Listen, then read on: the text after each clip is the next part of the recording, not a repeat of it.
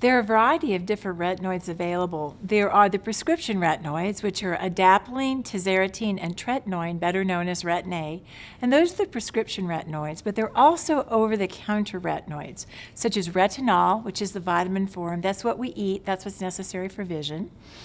There are also other forms of retinol, which are the retinyl esters, retinaldehyde, and tretinoin. And it's important to put those in that order because retinol, which is highly unstable when exposed to oxygen and light, is actually converted into retinaldehyde, which is a more effective retinoid, and retinaldehyde is then converted into retinoic acid, which is better known as Retin-A.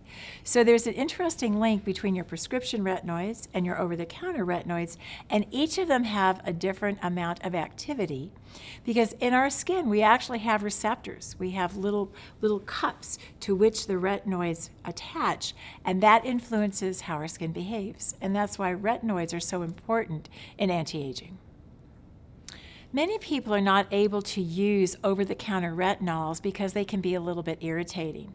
The prescription retinoids, however, are even more irritating. And the reason why this occurs is because when the retinoid actually binds into a receptor in the skin to have its effect, it also turns on irritation. So it's not possible to get the positive retinoid effect without a little bit of irritation unless the product is very carefully formulated. So retinol can be made less irritating if it's an excellent formulation, but usually the retinoid irritation goes away 2 to 4 weeks after you start the product, and your skin gets accustomed to the retinoid, and then the problem disappears.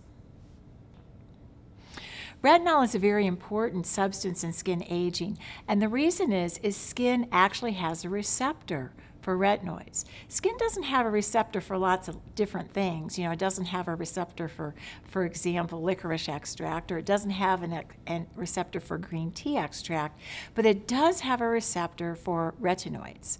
And so what happens is the retinoid molecule comes and links into the receptor, and it turns on skin behavior. For example, it results in the synthesis of collagen, and collagen is the protein that makes up the second layer of your skin, known as the dermis.